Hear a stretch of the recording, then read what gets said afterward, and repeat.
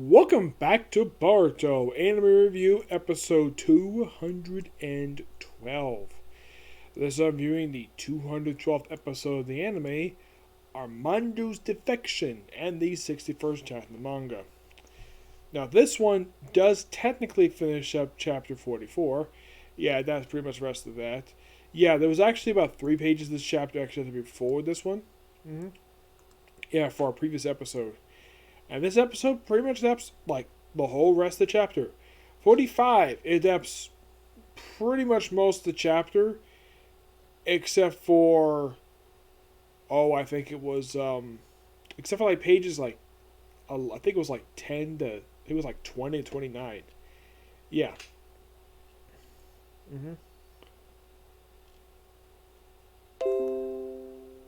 Yeah, with the exception of 20 to 29, they pretty much adapted pretty much most of chapter 45. Pretty much this is what happens episode. We start off with Kashikojin and Armando, where basically Armando is about to leave to go to Hidden Leaf. He summons his steam toad, and he's about to get inside, and then Delta shows up. Yes, Delta. And of course, Kashikojin is buying him time so he can escape, and of course Armando's like, well, that's not necessary. Time to go to sleep, Delta. And she shut off, incapacitated, and that's the last you see of Delta. You want to know why? Because after this in the manga, she's never seen again. Is she dead? No, they just shut her off. They incapacitated her. She's not dead. She just incapacitated. So there's still a possibility to come back. I mean, it's only been at the point where the manga's right now, Wood Chip 61. It's only been 17 chapters. It's only been like about 2 years. So we could bring it back. It's possible. And then right afterwards, we have Amado basically teleporting to the Hidden Leaf Village. Meanwhile, Kashikojin, going to meet with Jagan. Meanwhile, though, now there's a bunch of changes made to the next set of events. Now, Moki is actually in this scene, and of course, Inojin is wearing not the outfit he's wearing in the manga. In the manga, he's wearing those ridiculous overalls. I was not a big fan of seeing this. I like his anime outfit a lot better. I mean, clothing-wise, that's the only character that gets a change. Mogi was completely like anime original, like to be in the scene. She's actually in the chapter that this particular thing adapts. But she's only in there for like a page. That's it. Here she's getting a good amount of screen time. Or basically it's like, time to break for lunch. I'll get some refreshment. Of course, she goes off. And then what happens next is mostly the same. Like, the events what happen in the next few minutes are in fact spot on from the manga. Except they change a little bit of dialogue here. Also, in the manga, Armando actually has a cigarette in his mouth. Yes, they actually remove that. And you're thinking, really? He has cigarettes, but you're thinking cigarettes not removed.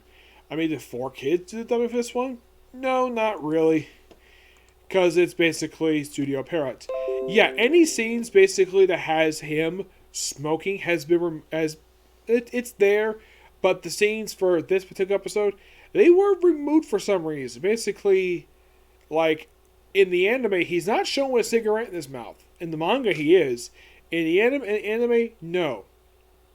And he basically points, oh, you must be Shigadai Nara. I'd like to speak to your father, Shikamaru Nara. And what happens next is spot on from the manga. Now, they basically refer to a tuning fork, yes, a tuning fork, as a scientific ninja tool. It isn't. Not really. It's not one of those mechanical devices. It is a tool, yes. It's a tool meant to measuring earthquakes. And it's interesting, though, that Armando's using it to block up the shadow paralysis jutsu. And he's able to walk up close to Shikadai, hit him with a drug into his glove, and then put a collar on his neck. And then Inojin contacts his mom. Now, here is most of this, it's kind of different per se. You see, in the manga, what happened next is that Naruto was visiting Kawanaki in the hospital. In the anime, and this is quite interesting, despite the fact the dialogue is the same, the scenery is different. In the manga, he's in the hospital visiting Kawanaki. In the anime, you have them in Naruto's office, which is interesting. You have Naruto at his desk. In front of him, you have Kawanaki, Boruto, and Tsutsumori, with, of course, Shikamaru next to him, along with Doc Kawanji. Yeah, he's there too. Now, like I said, he's basically Kawaniki's in bed. Here he's standing up. And oh, by the way, Shikamaru's his dialogue says, "Oh yeah, Naruto's standing right next to me."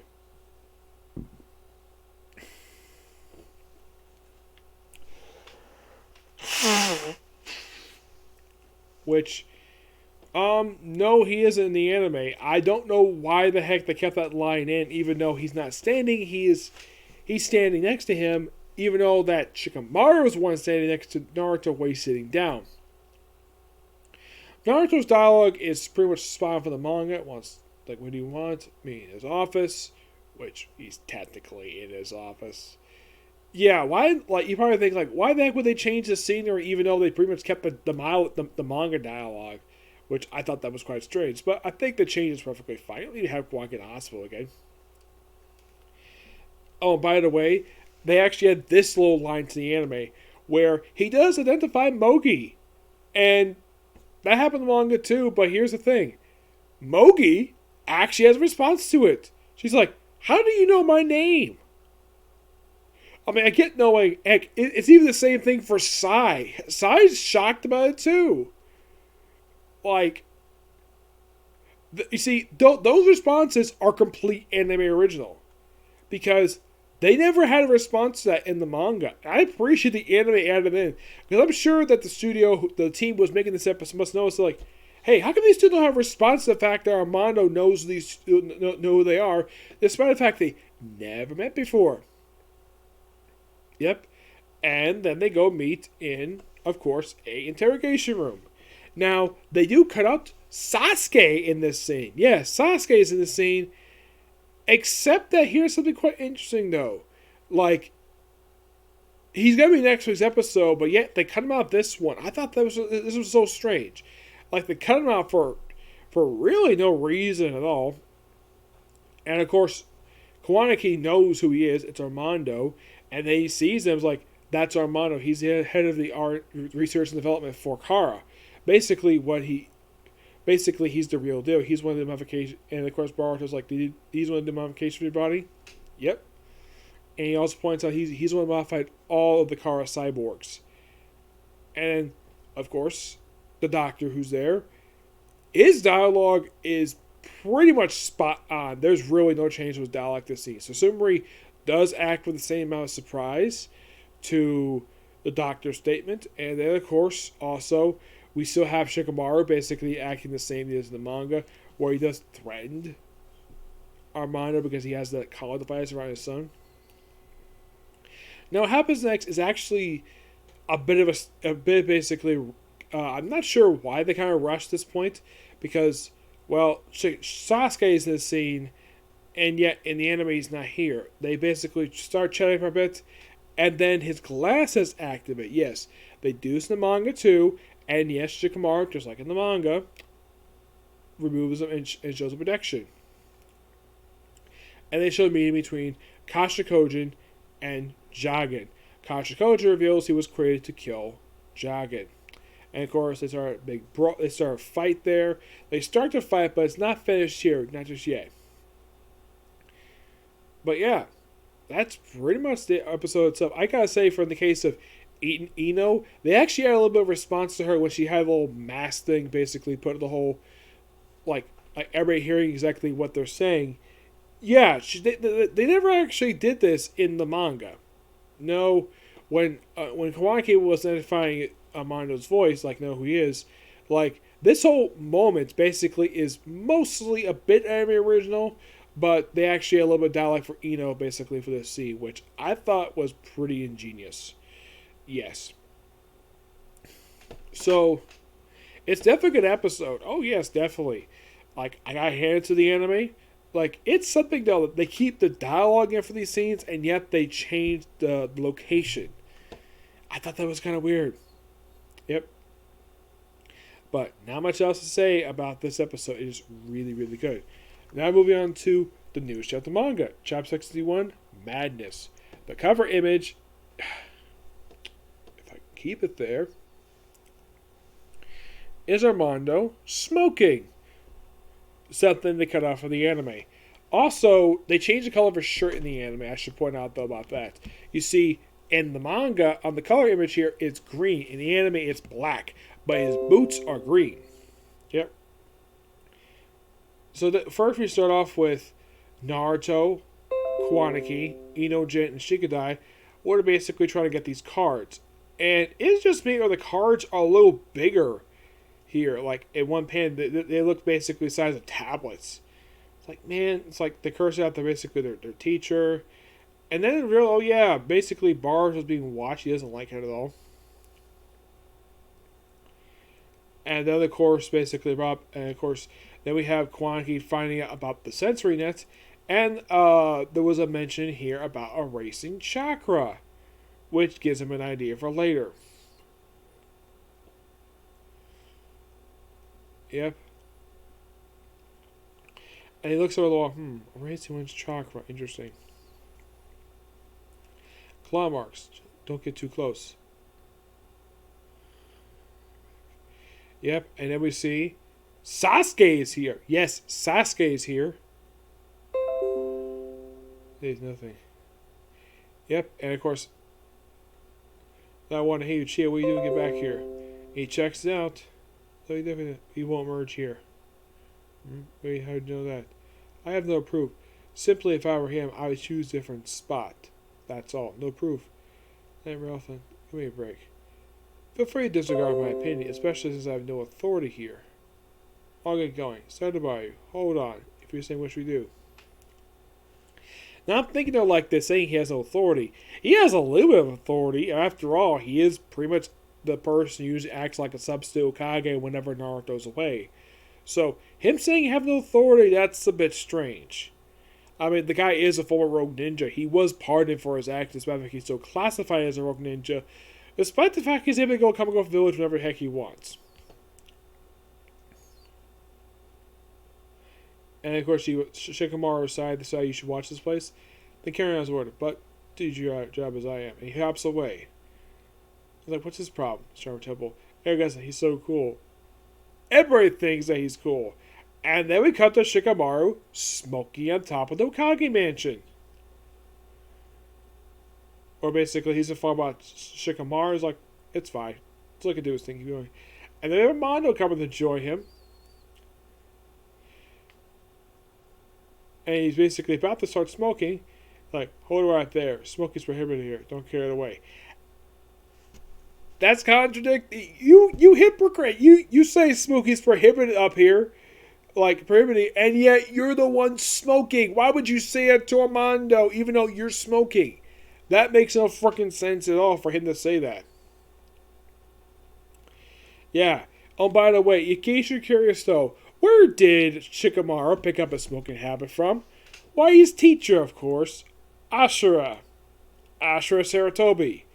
Yep, picked that habit up from him. Thank God his daughter didn't, or his beautiful wife. Yep. And one thing nice of Shikamaru, he does not smoke around his wife. His smoking hot wife, who still looks fantastic for her age. Or his son. Nope, he doesn't do that. Excuse me. You might say he's actually pretty generous for them doing that. Because I think even he realizes, though, that if he smokes near his wife, it might ruin her beautiful face. Despite the fact that, well, he smokes anyways, but sometimes they argue, and of course they disagree over constantly. But he loves her anyways. Yep. And of course, he still hates Amado for what he did to Shikadai.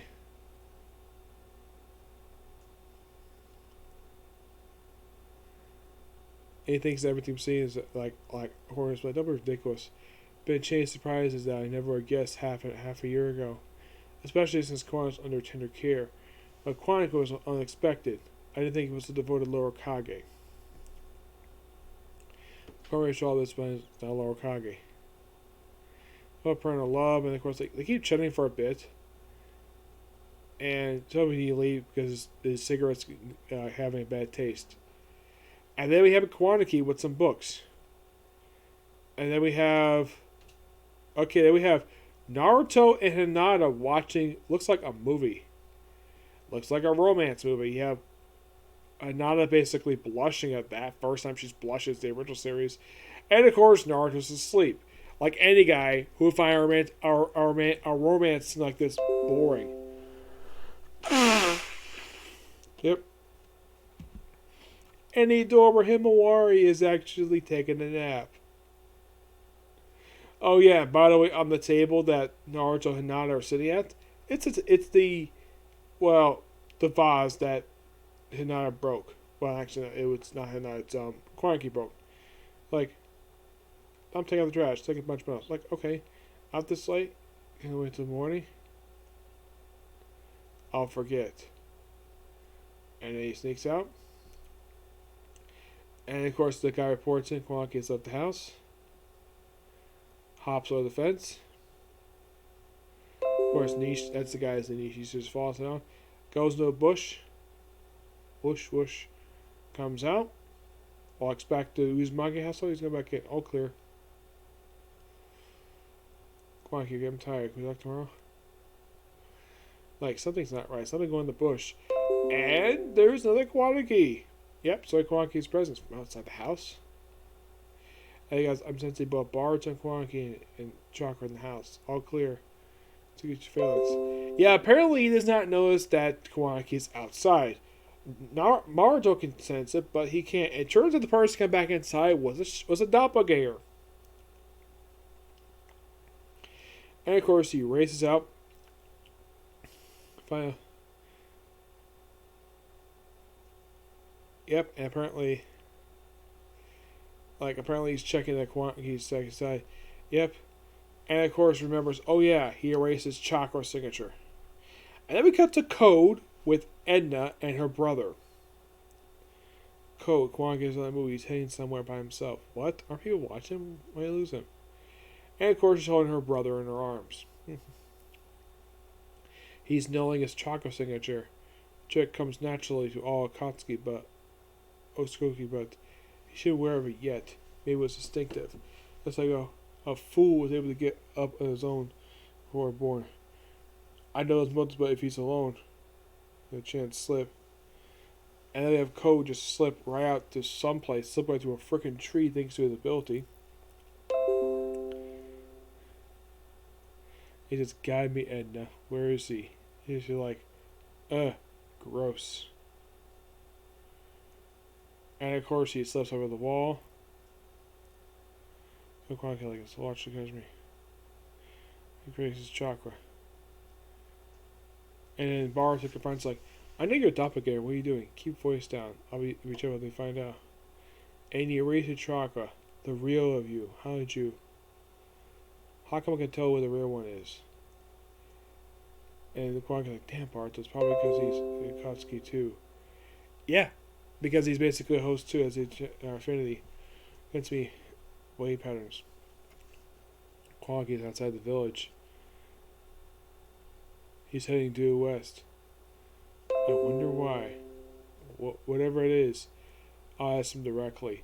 Yeah, it's kind of weird though to see that Edna basically has Code's little thing coming on her arm. Yeah, I agree. It is gross. Yeah, why the heck would we do this to her arm for? It makes no freaking sense. Yeah, she has her little brother basically sleeping next to her. Yep. But yeah, definitely a good chapter. Does feel like basically they were progressing this particular arc, whatever it is. Yeah, it seems like we're starting something. It's not like last chapter. It felt like a standalone chapter. This one feels like a sort of a new story arc.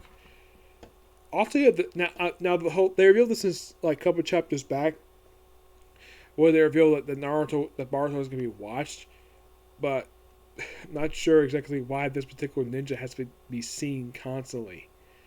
Yep. And the thing how Boruto can sense it because he's also a vessel too. That's how he can sense, well, Kawanaki. I wouldn't be surprised if he did the same thing to, well, for himself. I wouldn't be surprised if he did the same thing that Kawanaki did. I wouldn't be surprised, though, except the fact that Kawanaki, this is the first time he's made a shadow clone in the series I could think of. Boruto's made shadow clones since the start of the series. But Kawanaki, my guess is the reason why he's able to know that, probably because Naruto taught it to him. Yep, that's probably the reason why. I'm going to give the chapter roughly I'm going to give it a 9 out of 10, okay? So yeah, that's it, single view. I have a couple comic corners coming up. I want to finish the chapter. I want to finish the book first, the one I'm reading right now. Then I'll do at least 2 comic corners. I'm going to do some issues after that, okay? Next video. Bye.